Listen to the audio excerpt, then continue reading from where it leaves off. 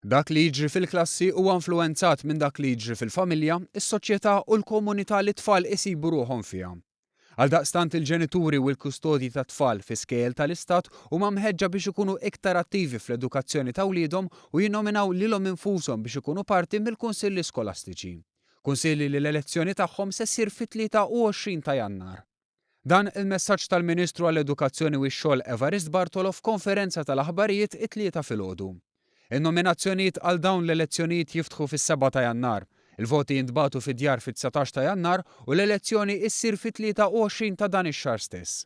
Il-Ministru Bartolo saħaq li l-livell ta' involviment tal-ġenituri fil-parti l-kbira tal-każi għadu baxx, kif ukoll li għad hemm ċertu reżistenzi inkluż minn kapijiet ta' skejjel, kultura li skont Bartolo rridu nibdlu.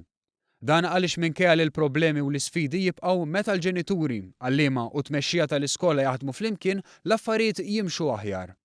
Fl-istess waqt il-Ministru Bartolo tenna li qed isir xogħol fuq liġi li fost l-għanijiet tagħha hemm li tiżdied il-parteċipazzjoni tal-ġenituri fl-iskejjel dejjem b'rispett reċiproku u ugwaljanza.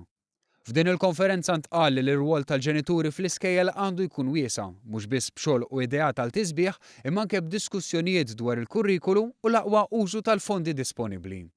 Simon Scicluna, il-President tal-Assoċjazzjoni tal-Ġenituri tat-Tfal li jattendu skejjel tal-Istat, li wkoll qed jitolbu l-parteċipazzjoni tal-ġenituri fl-elezzjonijiet ta' din l-NGO, kellimna dwar il-bżonn tal-involviment tal-ġenituri fl-edukazzjoni ta' wliedhom. Aħna lesti li nagħtu s-sem tagħna biex inħeġġu biex jipparteċipaw aktar ġenituri. U aħna nemmnu bħala association illi biex dan iseħħ għandna bżonn illi l-iskejjel tal-Istat ikunu miftuħa aktar il-ġenituri biex il-ġenituri jifmu u jaraw bajnihom x'qed isir fl-iskejjel u jħossuhom parteċipi aktar fl-edukazzjoni tat-tfal tagħhom. Mistoqsi dwar id-dokument ta' konsultazzjoni tal-iskejjel tal-Knisja, il-Ministru Bartolo saħaq li fuq livell iktar wiesa' teħtieġ diskussjoni dwar x'nistgħu nagħmlu iżjed tal-formazzjoni ta' valuri u l-moralità fis-soċjetà u t-tfal tagħna.